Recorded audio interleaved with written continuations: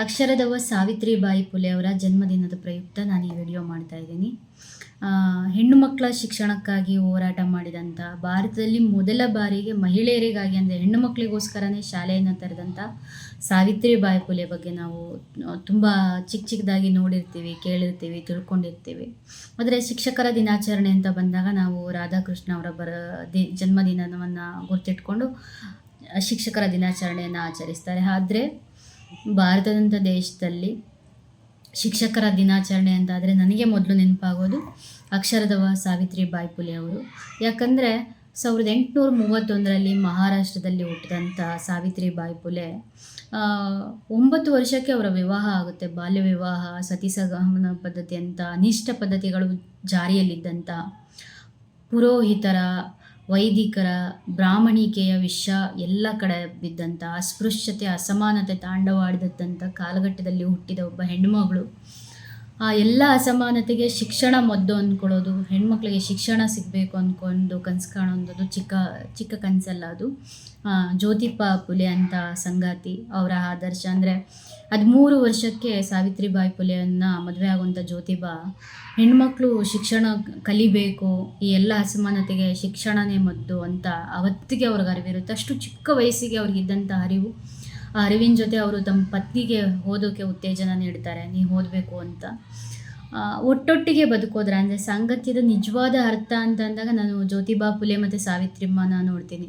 ಯಾಕಂದರೆ ಒಂದು ಸಾಂಗತ್ಯ ಹೇಗಿರಬೇಕು ಅಂತ ಅವರಿಬ್ಬರ ಬದುಕನ್ನು ನೋಡಿದಾಗ ಗೊತ್ತಾಗುತ್ತೆ. ಪ್ರೀತಿ ಅಂದರೆ ಏನು ಅಂದರೆ ಜೊತೆಗೆ ಬೆಳೆಯೋದು, ಜೊತೆಗೆ ನಿಲ್ಲೋದು, ಒಬ್ಬರು ನಂಬಿದ ಆದರ್ಶಕ್ಕೋಸ್ಕರ ಅಂದರೆ ಸರಿಯಾದ ಆದರ್ಶಕ್ಕೋಸ್ಕರ ಜೊತೆ ಇರೋದಿದೆಯಲ್ಲ, ಅದು ನಿಜವಾದ ಸಾಂಗತ್ಯ ಅಂತ ನನಗೆ ಜ್ಯೋತಿಬಾ ಮತ್ತು ಸಾವಿತ್ರಿ ಅಮ್ಮನ ನೋಡಿದಾಗ ಅನ್ನಿಸ್ತಾ ಇರುತ್ತೆ.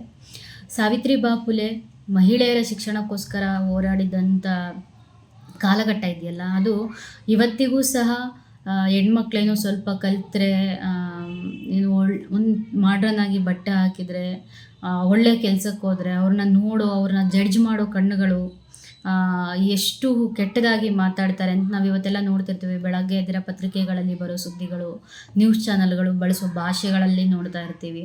21ನೇ ಶತಮಾನದಲ್ಲಿ ನಾವು ಎದುರಿಸ್ತಿರೋ ಸಮಸ್ಯೆ ಏನಿದೆ ಅದನ್ನು ನಮಗೆ ತುಂಬ ದೊಡ್ಡ ಸಮಸ್ಯೆ ಅಂತ ಅನ್ಕೋತಿರ್ತೀವಿ. ಬಟ್ 1831 ಹುಟ್ಟಿದಂಥ ಸಾವಿತ್ರಿಬಾಯಿ ಫುಲೆ ಅವರು 1848 ಮಹಿಳೆಯರಿಗೋಸ್ಕರ ಮೊದಲನೇ ಶಾಲೆ ಶುರು ಮಾಡ್ತಾರೆ. ಆ ಜರ್ನಿ ಏನಿದೆಯಲ್ಲ, 9ನೇ ವರ್ಷದಿಂದ ಹೆಣ್ಣು ಮಕ್ಕಳಿಗೋಸ್ಕರ ಶಿಕ್ಷಣಕ್ಕೋಸ್ಕರ ಅವರು ಮಾಡಿದಂಥ, ಅವರು ಎದುರಿಸಿದಂಥ ಸವಾಲುಗಳು, ಜ್ಯೋತಿಬಾ ಕುಟುಂಬನ ಬ್ರಾಹ್ಮಣ್ಯದ ಒಂದು ಕಟ್ಟುಪಾಡುಗಳಿಂದ ಅವರ ಕುಟುಂಬಕ್ಕೆ ಬೆದರಿಕೆ ಹಾಕಿದಾಗ ಜ್ಯೋತಿಬಾ ಅವರನ್ನು ಕುಟುಂಬದವರೇ ಹೊರಗಡೆ ಹಾಕ್ತಾರೆ.